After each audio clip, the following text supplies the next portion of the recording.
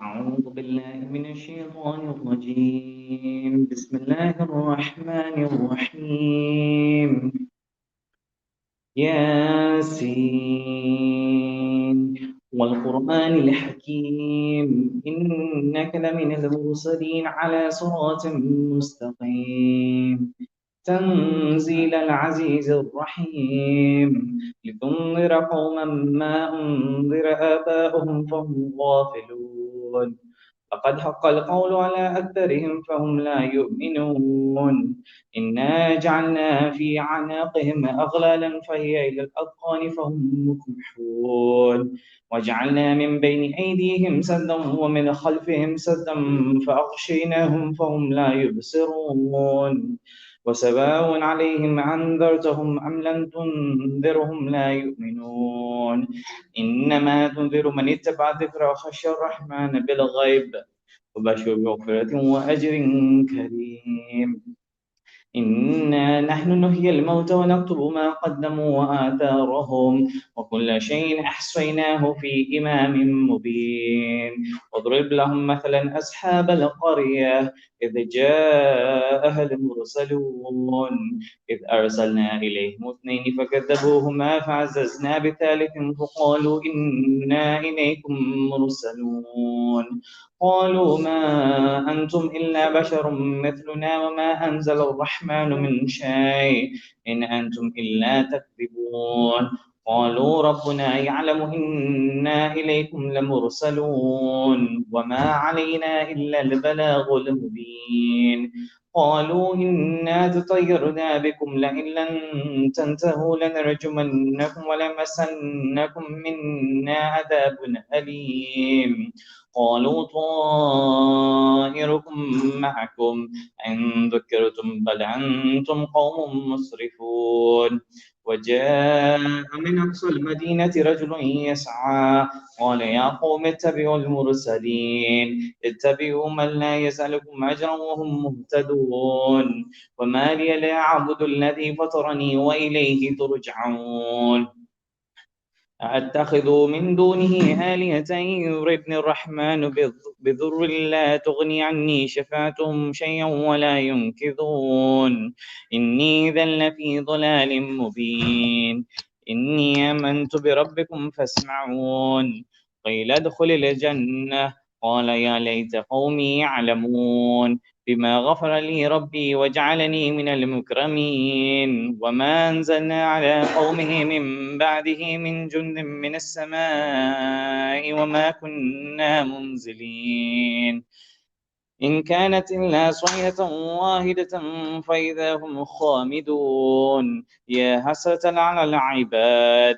ما يأتيهم من رسول إلا كانوا به يستهزئون ألم يروا كم أهلكنا قبلهم من القرون أنهم إليهم لا يرجعون وإن كل لما جميع الذين مهضرون وآية لهم الأرض الميتة أحييناها وأخرجنا منها هبا فمنه يأكلون وجعلنا فيها جنات من نخيل وعناب وفجرنا فيها من العيون ليأكلوا من ثمره وما عملته أيديهم أفلا يشكرون سبحان الذي خلق الأزواج كلها مما تنبت الأرض ومن أنفسهم ومما لا يعلمون وآية لهم الليل نسلخ منه النهار فإذا هم مظلمون والشمس تجري لمستقر لها ذلك تقدير العزيز العليم والقمر قدرناه منازل حتى عاد كالعرجون القديم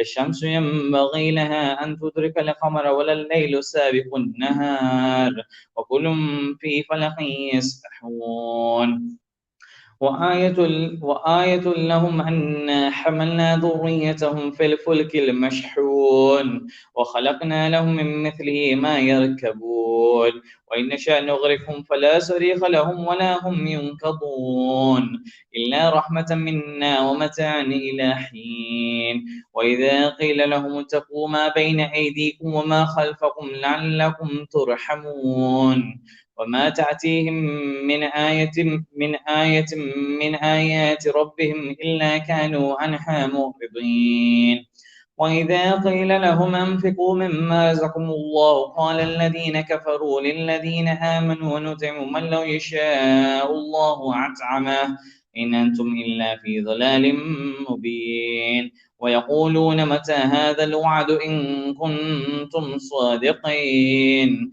ما ينظرون إلا صيحة واحدة تأخذهم وهم يخصمون ولا يستطيعون توصية ولا إلى أهلهم يرجعون ونفخ في الصور فإذا هم من الأجداث إلى ربهم ينسلون قالوا يا ويلنا من بعثنا من مرقدنا هذا ما وعد الرحمن وصدق المرسلون إن كانت إلا صيحة واحدة فإذا هم جميع الذين منظرون فاليوم لا تظلم نفس شيئا ولا تجزون إلا ما كنتم تعملون إن أصحاب الجنة اليوم في شغل فاكهون هم وأزواجهم في ظلال الأرائك متكئون لهم فيها فاكهة ولهم ما يدعون سلام قولا من رب رحيم وامتازوا اليوم أيها المجرمون ألم أعهد إليكم يا بني آدم ألا تعبدوا الشيطان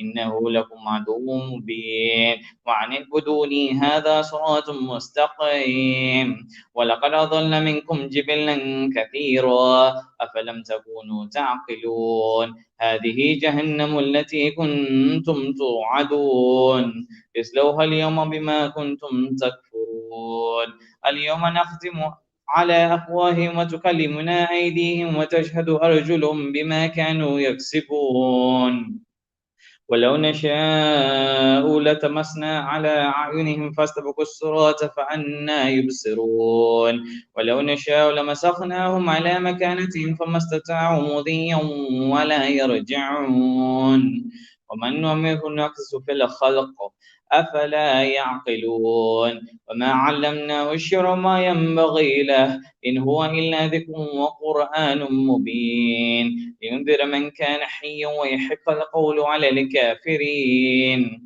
أولم يروا أنا خلقنا لهم مما عملت أيدينا أنعاما فهم لها مالكون وذللناها لهم فمنها ركوبهم ومنها يأكلون ولهم فيها منافع ومشارب أفلا يشكرون واتخذوا من دون الله آلهة لعلهم ينصرون لا يستطيعون نصرهم وهم لهم جند محضرون فلا يحزنك قولهم إنا نعلم ما يسرون وما يعلنون أولم ير الإنسان أنا خلقناه من نطفة فإذا هو خصيم مبين وضرب لنا مثلا ونسي خلقه قال من يحيي العظام وهي رميم قل يحييها الذي أنشأها أول مرة وهو بكل خلق عليم الذي جعل لكم من الشجر الأخضر نارا فإذا أنتم منه توقدون أوليس الذي خلق السماوات والأرض بقادر على أن يخلق مثلهم بلى وهو الخلاق العليم إنما أمره إذا أراد شيئا أن يقول له كن فيكون فسبحان الذي بيده ملكوت كل شيء وإليه ترجعون.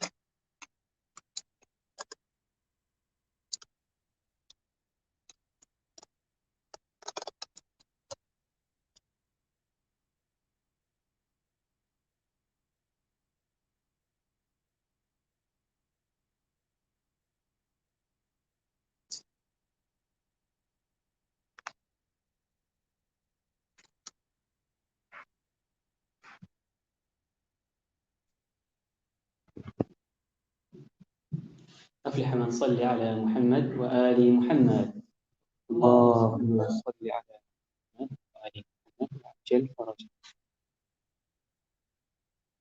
Take my words, O Muslim, with no sword, O Muslim, O son of Aqil, on my side, O Muslim, you're my pride, O Muslim, O son of Aqil. Take my words, O Muslim, with no sword, O Muslim, O son of Aqil, on my side, O Muslim, you're my pride, O Muslim, O son of Aqil.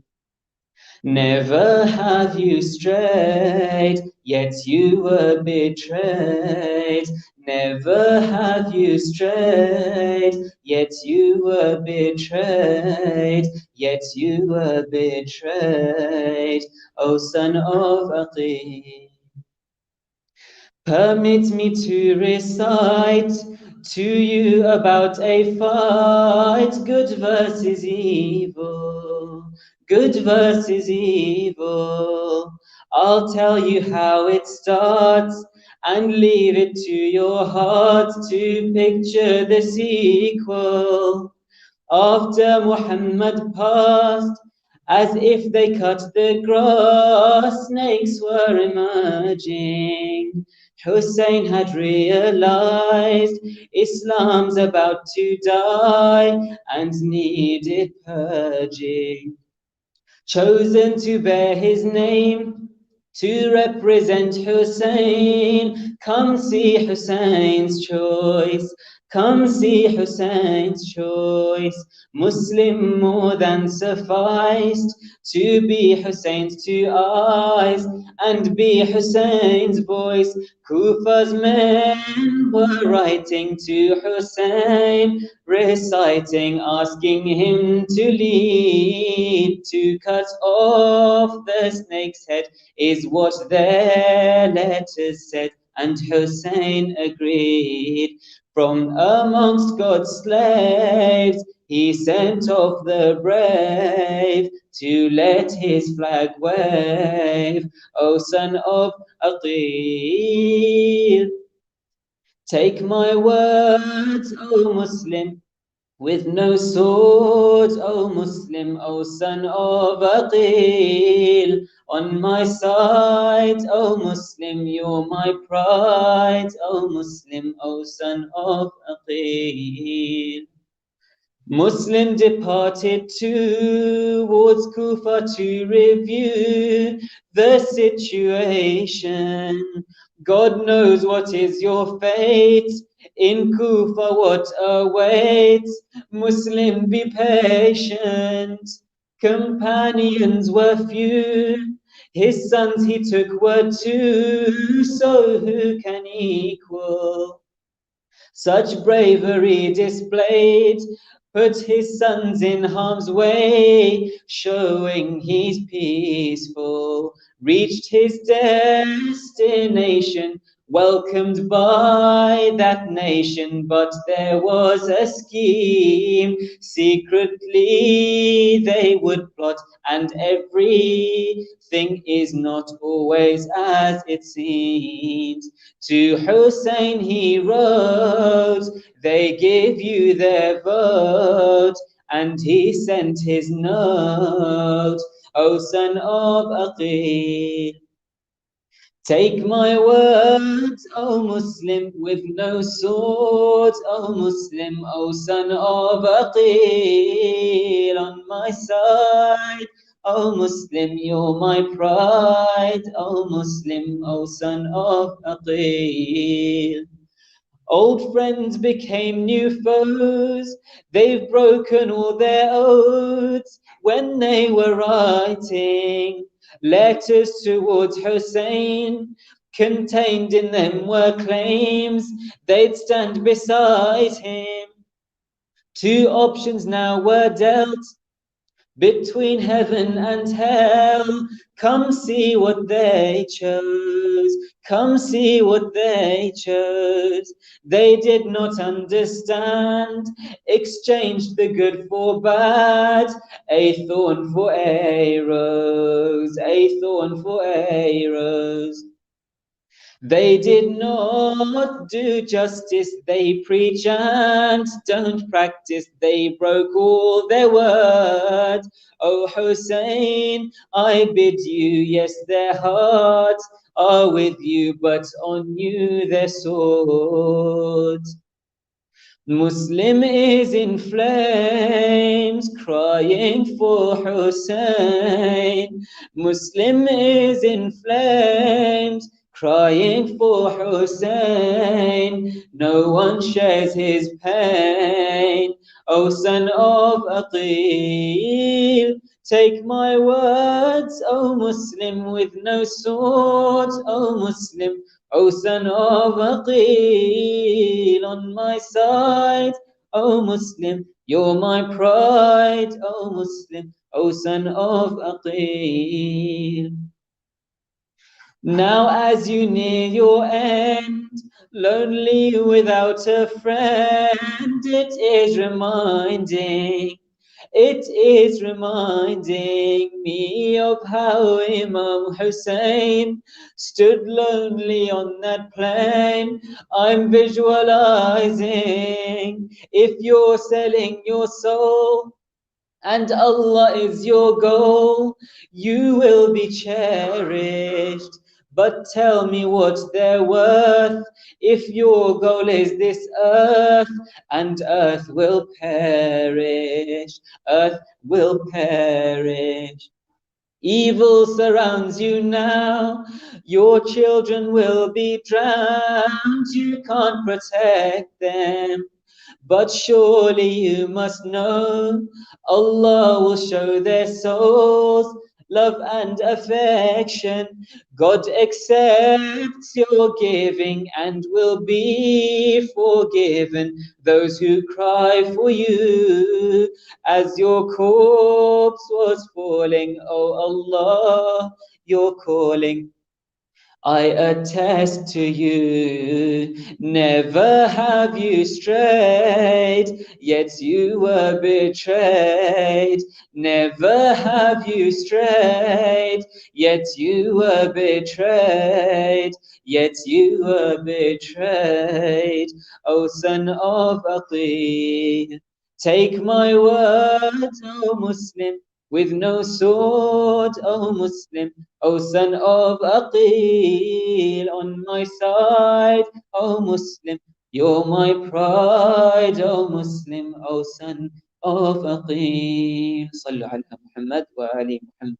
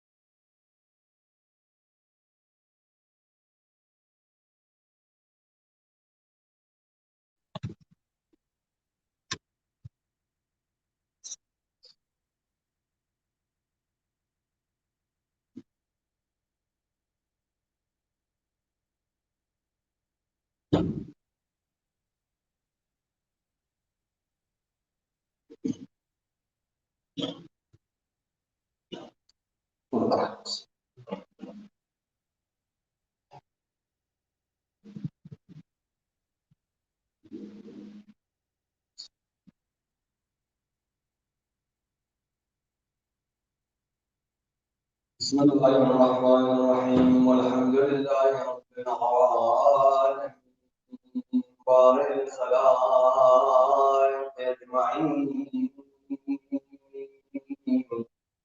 باعث الأنبياء والمرسلين والصلاة والسلام على أشرف الأنام سيدنا ونبينا أبي القاسم محمد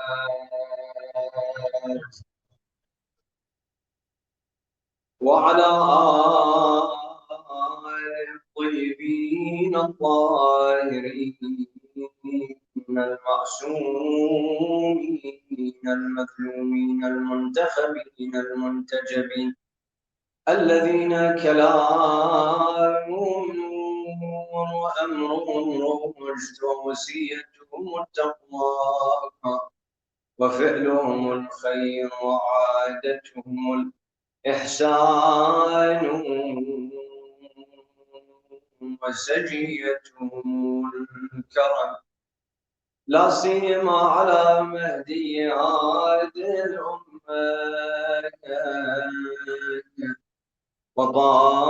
وطاموس أهل الجنة الحجة بن الحسن العسكري أرواحنا فداء ولعنة الله على أعدائهم أجمعين من الآن إلى قيام يوم الدين. قال الله تعالى في كتابه الكريم: بسم الله الرحمن الرحيم. الله أعلم حيث يجعل رسالته. صدق الله العلي العظيم.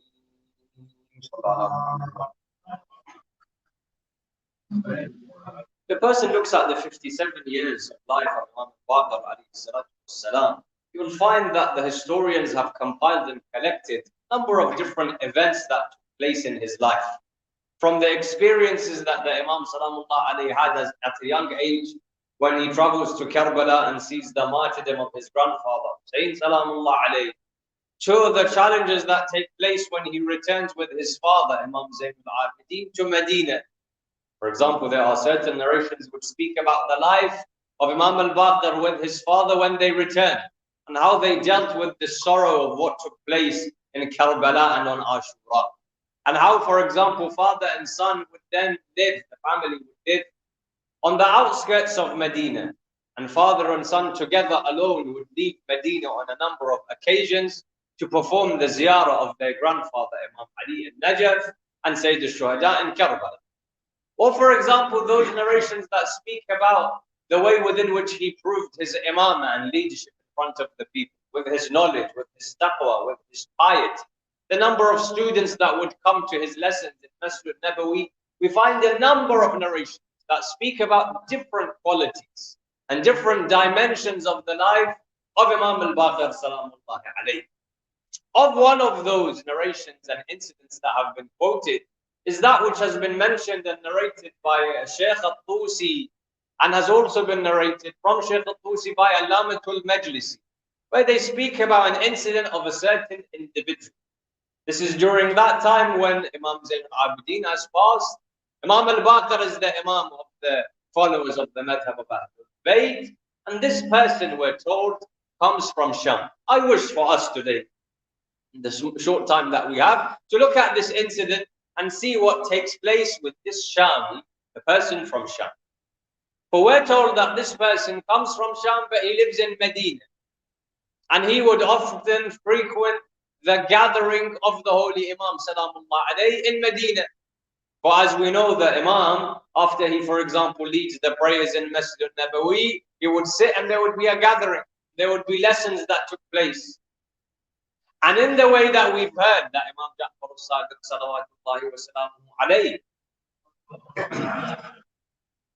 has a number of different people that attend his gatherings. There were those, for example, that even came all the way from India, and there were those that came from Baghdad, and those that came from Yemen and different places, and those that had different beliefs.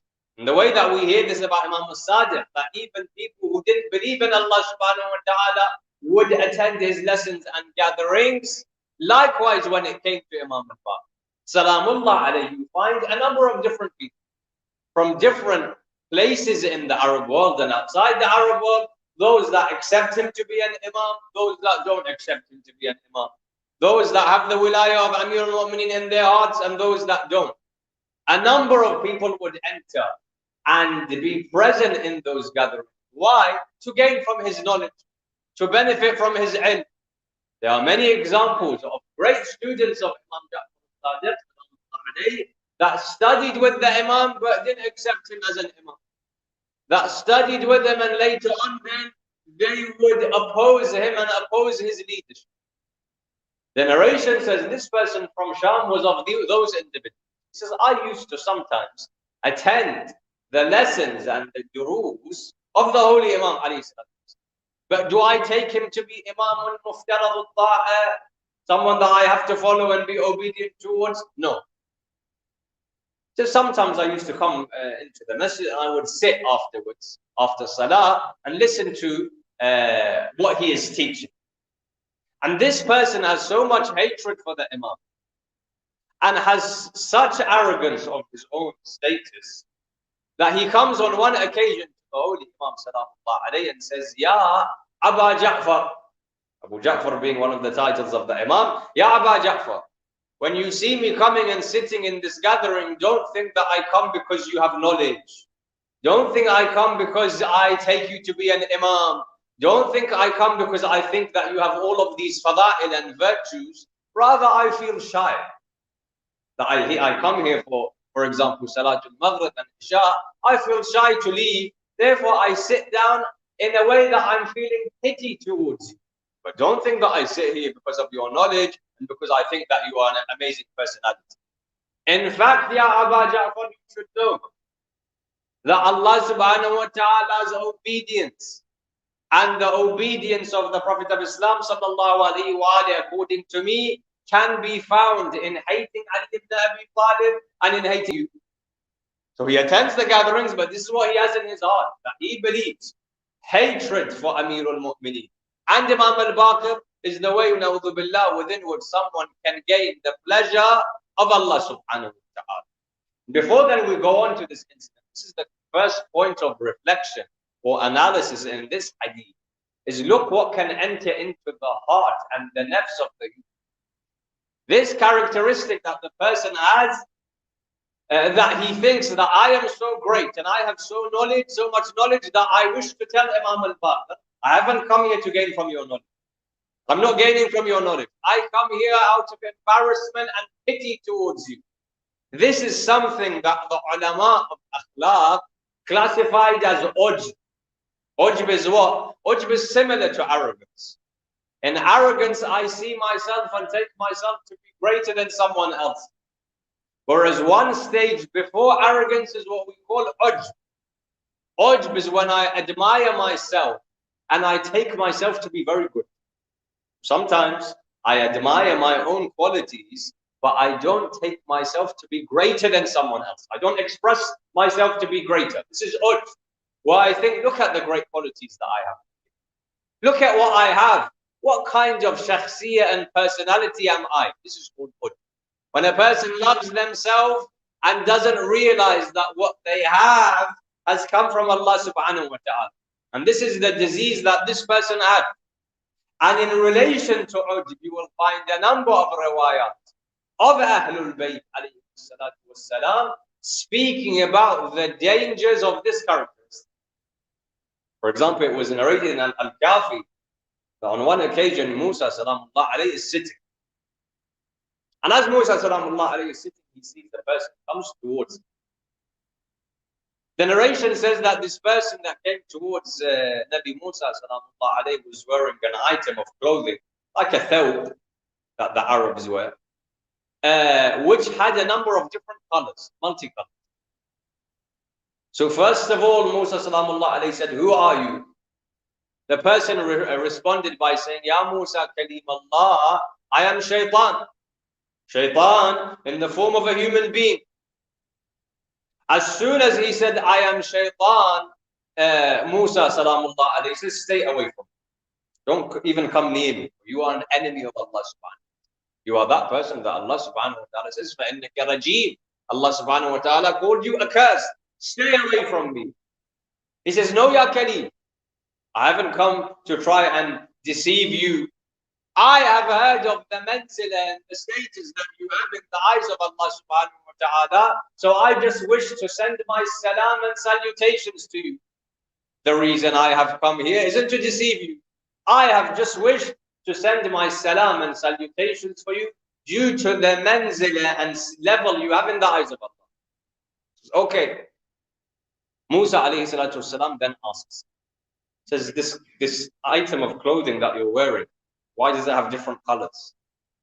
So shaitan would reply, these are the different ways within which I deceive the human being, i.e. a physical representation of the number of different ways that he can deceive. For one person, he'll deceive, for example, with alcohol, with music, with other things of haram. The mu'min, for example, he can't deceive the mu'min with alcohol. So he'll deceive the mu'min mathalan with ghibah. He'll deceive one person with lying, the other with riba and interest, the third with haram money, the fourth with listening to music, and so on and so forth. He said the different colors that you find on this thawb of mine are a representation of the number of different ways that I can try to deceive a human being. Musa salamullah alayhi says, then I asked him, and what is that sin that if a mu'min performs, you can then very easily deceive him to do anything? One sin, once he's performed it, now as if you have complete control over him. So Shaitan al-Rajib replied, this sin that we're talking about, ujb. I try to place in his heart love for himself. Love for himself meaning what? He thinks that his actions are very great and he takes his sins to be very small. He doesn't look at his own faults. He thinks that I'm perfect. Whatever I do is classified as good, and the mistakes that he has, he doesn't accept, he doesn't realize, he doesn't classify himself as a sinner. Once this has entered into the heart of a person, then I can tell him to do anything and very easily. This is the danger of ujb. This person who comes to Imam al-Baqir alayhi salatu wasalam deems himself to be perfect and others to be, na'udhu billah, far from Allah subhanahu wa ta'ala's mercy. In fact, Imam al-Baqir himself has a narration in this regard. For this ujb and loving the self, he says two people entered into the masjid. One was an abid, a worshipper of Allah subhanahu wa ta'ala. The other one was a sinner. دخل في المسجد أحدهما عابد والآخر فاسق مذنب. However, when they left, they came, for example, to Salatul, they came just to read Quran. They came for half an hour. He says, when they left, however, the abid became a sinner, and the one that was sinful became a siddiq, a very truthful person. I.e., abid becomes a sinner, the sinner becomes someone that Allah subhanahu wa ta'ala loves. So someone asked him, Ya Ibn Rasulullah, how can this be possible? They come into the masjid for 20 minutes and leave, and now it's completely the opposite. He said, because when the abid entered into the masjid, the worshipper, and he prayed his salah, what was in his heart? What was in his heart was love for himself. Look how great I am. Look how much ibadah I do. Look how much salatul layl I do. How much Quran I read. All of his prayer was filled with ujb and him loving himself and his own qualities. And the arrogance that he had, that I am greater than others. I'm an abid. I worship Allah subhanahu wa ta'ala day and night. Whereas as for the mudhnib, the one that had committed sin, when he entered into the masjid, all that he had in his heart was humility and humiliation in front of Allah subhanahu wa ta'ala. Ya Allah, I'm worthless. Ya Allah, I've committed sin. Because of the humility of this one, Allah, when he came out, forgave his sins and made him a siddiq, someone who is very trustworthy. And as for that person, because of this ujb that had entered his heart, Allah made him a mudhnib and sinner. So this person, likewise, in the narration of Imam al-Baqir, has ujb in his heart. He deems himself to be very great and others to be nothing.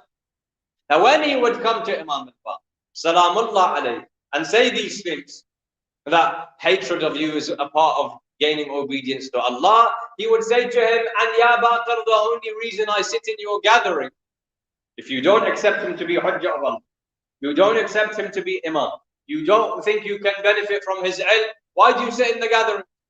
He says, the only thing I benefit from you is that you have very good Arabic. The way you speak is very good. You're very eloquent. This is why I sit in your gathering. Your speech and language is very good. The narration says, whenever this person would come and say these things to Imam al-Baqir, the Imam would only reply to him with that which is good. And this is something else. For a person, when he wishes to test his iman, and how much control he has over his nafs, this is one of the best ways to do so. If a person came up to me and badmouthed me to my face, or forget about that, he wrote something to me on WhatsApp, on social media, how much am I able to control my tongue and not say to him like what he said to me? And how many people, when someone says something to them, will immediately lash out and respond in the same way, if not worse, than what that person has said to me in the first place. If you want to see how much you have control over your nafs, it can be found in this. If someone says something to me that they shouldn't have, that was inappropriate, do I control myself, or do I have to get the last word?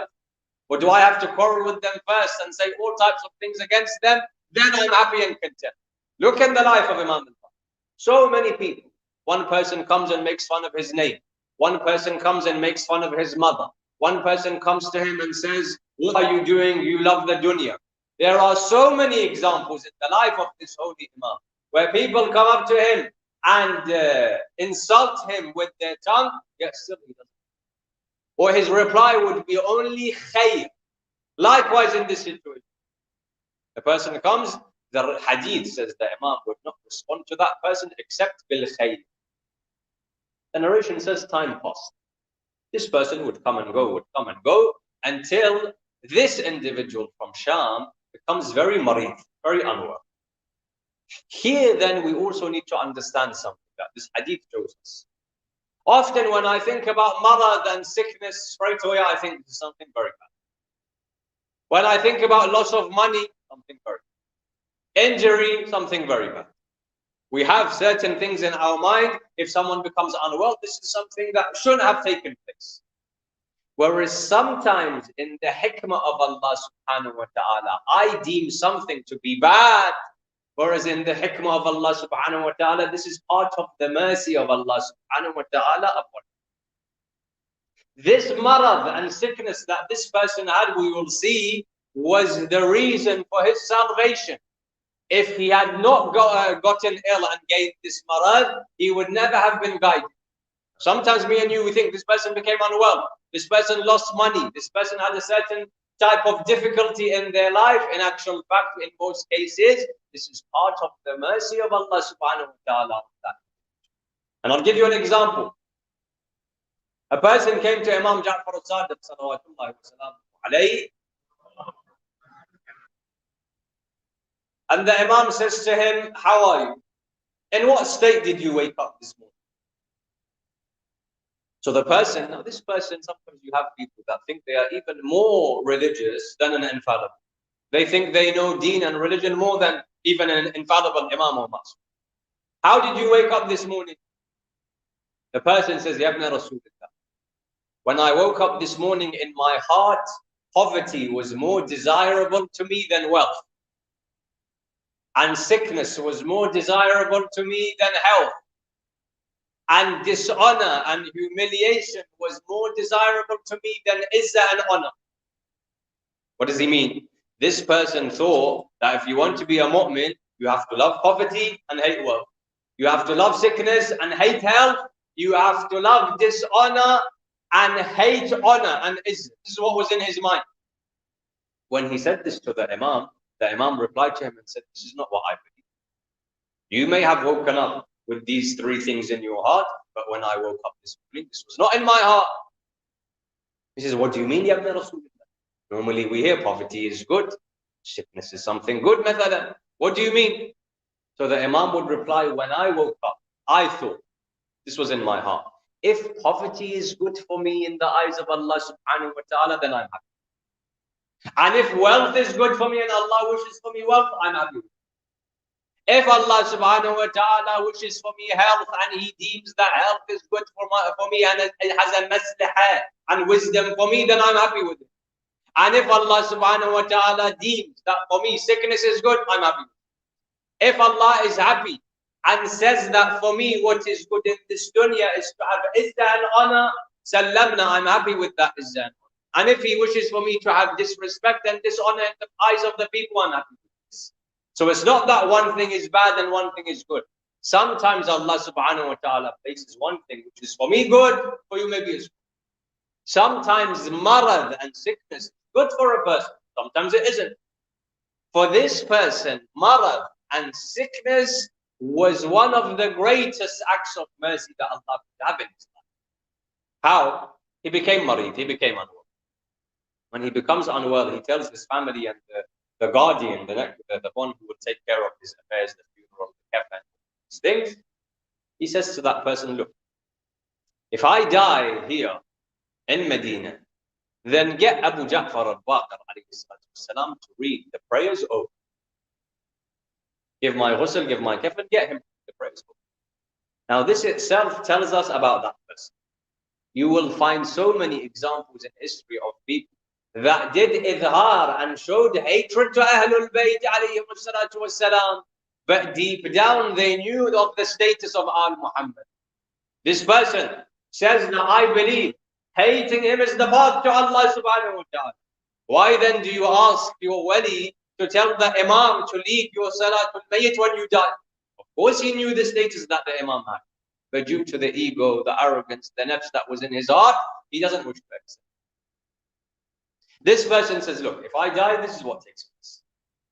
They said that the individual becomes so marif, so unwell, that one day his family entered into his room once, what they thought he was on his deathbed, and they saw that his body is completely cold. They touched the body. Now there's no technology at that time, there's no healthcare. We touch the body, we see it to be cold, we thought he's dead. So in the state that he was in, they got the ghusl arranged and they gave him his kafan. The wali, the guardian there, who's there to take care of his affairs, says, I need to tell Imam al-Baqir. for he needs to do the Salatul Janazah. So I entered into Masjid al-Nabawi. When I entered into Masjid al-Nabawi, I saw that the Imam Salamullah alayhi is busy in prayer. When he finished his Salah, I came up to him. I said, Ya ibn Rasulullah, this Shami that used to enter and come to your gatherings, it seems that he's passed away and he's asked if you complete the Salatul Mayit. This was his last will and testament. The Imam said, what are you talking about? Why are you rushing his affair? The Imam then mentions that that person was from Syria and you are from Hijaz. And the people of Syria, their bodies are slightly different to those of Hijaz. Hijaz is much warmer than Syria. You touched his body and you just felt that he is cold. You thought that he has died. He's not dead. Go back and you'll find that that person is still alive. And I will come to you tomorrow morning. And right enough, they went back. They realized that this person actually is alive. He hasn't died. When the Imam says, I will come to you the next morning, the narration says that Imam al-Baqir then spends all of his time. After he's prayed, for example, Salatul Maghrib and Isha, he spends his time in the masjid. People would be able to tell who is the Imam of their time and who is the inheritor of the Prophet of Islam sallallahu alayhi wa alayhi by looking at the sajda and prostration of that. People could see by the prostration and the ibadah of Imam al-Baqir alayhi salatu wasalam that he is the one that has inherited the knowledge from Rasulullah. For what an ibadah that he did. The narration says that we left, but we saw him stand. For hours upon hours, he places his hands in prayer. Then he places his head in sujood. Then he takes his time crying and doing munajat to Allah subhanahu wa ta'ala. One of the signs of an imam or an infallible was this. The love that they had for ibadah, the yearning that they had for ibadah, and the way that they would worship. For example, you find in the life of Rasulullah Muhammad sallallahu alayhi wa sallam, one of his wives says that someone entered into our house. The house is very small. Someone entered into the house to meet the Prophet. The Prophet wasn't there. But this person, he noticed and saw that the floor of the room of the Prophet of Islam is completely wet. Completely wet. So he says, I asked the wife of the Prophet of Islam, what's going on here? Why is the floor completely wet? So she would reply by saying, in the middle of the night, Jibreel came down to the Prophet of Islam with certain verses from Allah subhanahu wa ta'ala. There was certain revelation that took place in the night time. إن في خلق السماوات والأرض واختلاف الليل والنهار لآيات لأولي الألباب الذين يذكرون الله قياما وقعودا وعلى جنوبهم ويتفكرون في خلق السماوات والأرض ربنا ما خلقت هذا باطلا. These verses were revealed. When they were revealed to the Prophet of Islam, she says, I saw him completely change. That he got up from his bed and he placed his head in sajda, and all of that night he spent in sajda, and the wetness that you find on the floor are the tears from the eyes of the Prophet of Islam. And if you look at the ibadah of Ahlul Bayt, this was one of the signs itself that this person is someone who has a connection with Allah subhanahu wa ta'ala. And today, for example, I will pray all of my prayers and I will go doing all of my ibadat without even realizing that I'm speaking with Allah. The person becomes like a robot. He will pray his prayers without even realizing I'm talking to Allah Azza wa Jalla. Imam al-Baqir alayhi salatu wasalam prays. All of the night he spent in ibadah and worship until the holy Imam sallallahu alayhi then finishes. The time of Fajr comes, he prays Salat Fajr and he goes to the house of who straight away? This Sham. He says, I went to the house and I called out his name. And I heard him respond. And I entered into his house. Now imagine, this person has cursed me. This person has insulted me. To my face, he has said things to me. The Imam enters. When the Imam enters in, he says to him, how are you? How are you doing? Actually, the riwayah says that the Imam helps him sit up. And the Imam asks the women of the house and the family of this man to bring water and some food. And the riwayah says with his own hands, he feeds this person. And with his own hands, he quenches that person's thirst. Me and you, one person says something to me, I don't forget it for 20 years. One person has done one thing to me, I won't remember it, I will remember it and I won't even look at them. Here Imam al-Baqir is insulted whenever the person comes and he's here giving him water with his own hands. He says, I quenched his thirst, I gave him food. Then I told his family members that give him the following things so that he will be completely cured. But not only have I come to visit him, I told his family what to do so that he'll be cured. And the Imam left. The narration says this person then comes a few days later after he's completely cured and enters into the masjid. When he enters into Masjid Nabawi, he comes to Imam al-Baqir. Now he says, Ya ibn Rasul. Before it was what? Ya Muhammad, Ya Aba Ja'far, Ya Baqir. Now it's what? Ya ibn Rasulillah. Forgive me. The Imam says, whatever is there has been forgiven. Then that person would say, I testify at this moment in time that you are Hujjatullah and you are Babullah and you are the door of Allah subhanahu wa ta'ala from which we can get to Allah Azza wa Jal. That door through which we get to Allah subhanahu wa ta'ala is you. So the Imam asked him and said, a few weeks ago you said all of these things. Today now you've completely changed 180. You take me to be now your Imam, your Hujjah. What's happened? What's the difference? What did I say? Sometimes that marad, that incident in my life, something happens that completely changes my perspective. He says, the reason now I testify to this is because when I was unwell, Ya ibn Rasulillah, I had become so unwell at a time that I could feel my soul is about to leave my body.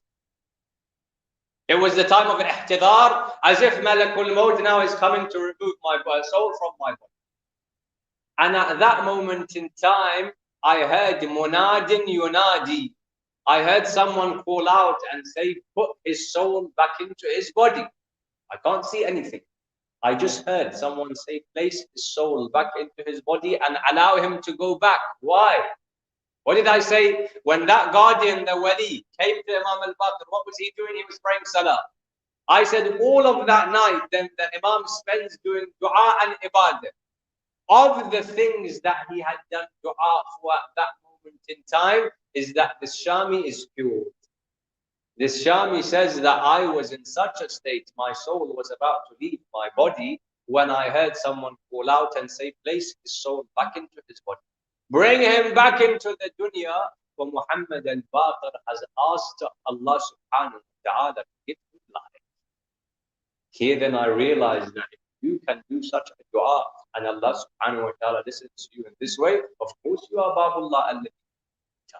Here then I realized you are Hujjatullah. Now imagine, not only did the Imam visit and prayed for this person, this individual now, after all that has taken place, Shaykh al-Tusi says, he becomes one of the very good companions of Imam al-Baqir. Imam al-Baqir also taught us something here. And that is, people often ask, how can I get my du'as answered? What is the best way for a person's du'a to be answered? And we have a number of answers for this. For example, Rasulullah Muhammad sallallahu alayhi wa sallam,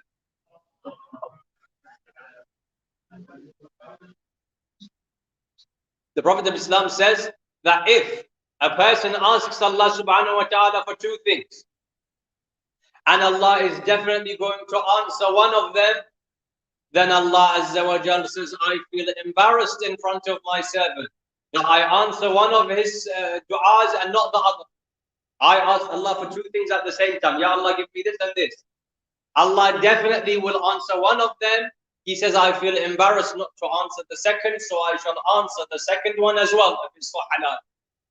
The Prophet of Islam then says, salawat and sending salutations on me and my family is a dua. When I say, Allahumma salli, Ya Allah sent, and this is a dua that 100% will be answered. So he says, if you have your own dua, before your own dua mention salawat, Allah will definitely answer the first one. Therefore, He will also answer your own prayers. This was, for example, a way that a person can get his du'as answered. A number of other ways. When this is happening, this is one of the best times to do du'a. When a nikah is taking place between Maghrib and between Adhan and Iqamah. When Allah subhanahu wa ta'ala makes it rain. One of the ways then that have been mentioned in the riwayat, and often is a riwayat from Imam al-Baqir says, when a mu'min or a mu'min does dua for another person when that person is not mawjood, when that person is not in front of you. When you do dua for a person when he is not there, number one, Allah subhanahu wa ta'ala makes it more likely for your dua for that person to be answered. But in addition to that, if you do dua for someone when they are not in front of you, when you are not with them, without them knowing, Allah subhanahu wa ta'ala gives 3 times the same thing to you.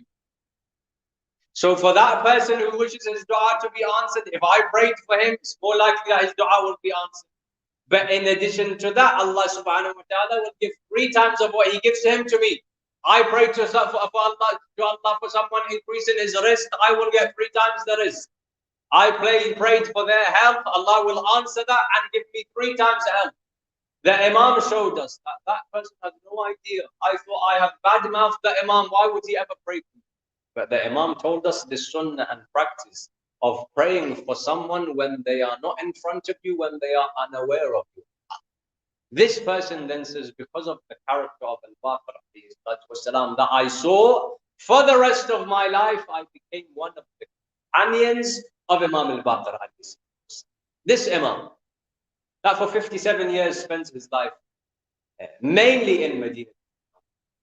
After the tragedies of his grandfather, he spends his life spreading the teachings of Ahlul Bayt, being able to teach the people. We have thousands and thousands of narrations in regards to jurisprudence and fiqh and other issues that come from Imam al-Baqir.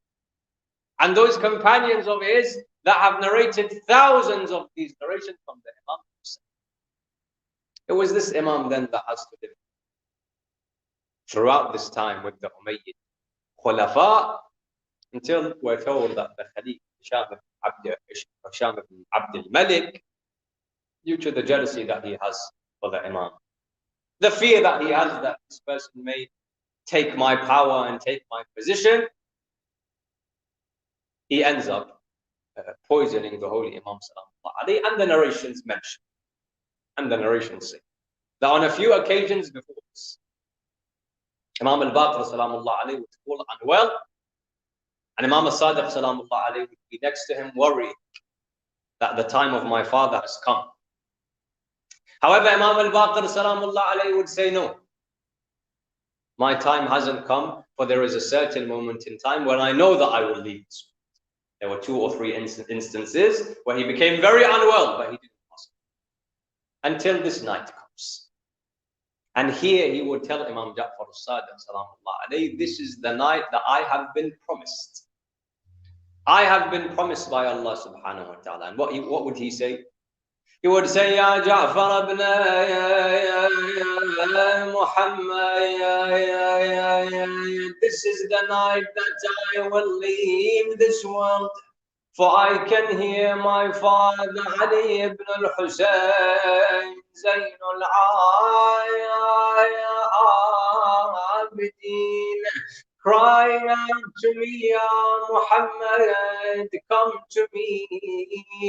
Imam al-Baqir, according to certain narrations, spends 3 days on his deathbed as the poison seeps through his body. And during his last moments, he calls Imam al-Sadiq. Imam al-Sadiq says, I entered into the room where my father would be on his deathbed. The Imam would say, bring for me 4 people from Quraysh as witness. These 4 would enter, and the Imam would say, once I have left this world, my son Ja'far will give me Husayn, will give me Kafayn. And when you wish to bury me next to my father Ali ibn al-Husayn in Jannatul Baqir. Then he would tell his son, Ya Ja'far, take this money of mine, and for 10 years after my death, remember me by keeping بالمجالس by keeping gatherings. And so after the Imam would leave this world and his ghusl and kafan would be given, Imam al-Sadiq would hold gatherings and majalis for his father, Imam al-Baqir, and the women would be able to mourn and remember their father. I say, Ya Ja'far ibn Muhammad, at least your women and children, when they wish to remember their father and their Imam, could hold their majalis whilst in Medina. But come and see how Zainab and Kulthum hold the first majalis for their beloved Zayd al-Shuhada. For at least your women could be in their hometown next to the grave of their Imam, next to Rasulullah, next to Zahra in Medina. Whereas Zainab says, when Yazid tells Sayyid al-Zajjad that I will set you free, Zainab says, tell him first Zainab wishes for a high house to commemorate and remember Hussein. First I will cry for my Hussein, then we will leave Syria. And so a house was prepared for them to mourn and keep the Majlis of Hussein Salamullahi alayhi. All of the things that had been looted were brought back, and one by one the heads of the Shuhada, the head of Akbar would come. Layla says, I would run to the head of Akbar. The head of Qasim would come. Rabab says, I ran to the head of Qasim. Abbas's head would come. Kulthum says, I ran to the head of Abul Fadl Abbas, until one head came and everyone would stand and begin to lament and cry. For the head of Hussein would enter covered in wounds, covered in blood. Zainab says, I took the head of Abdullah and she would mourn for her brother Hussein until two more heads would enter into the Majlis. But no one would go next to those heads. The women of Sham would say, what has happened to the mother of these two children? Fidda would run and take the heads of Aun and Muhammad, and she would say, the mother of these children, Zainab, is still alive. But first Zainab would cry for her brother Hussein. Then she will cry for her own children. على لعنة الله على القوم الظالمين. وسيعلم الذين ظلموا أي منقلب ينقلبون. إنا لله وإنا إليه راجعون.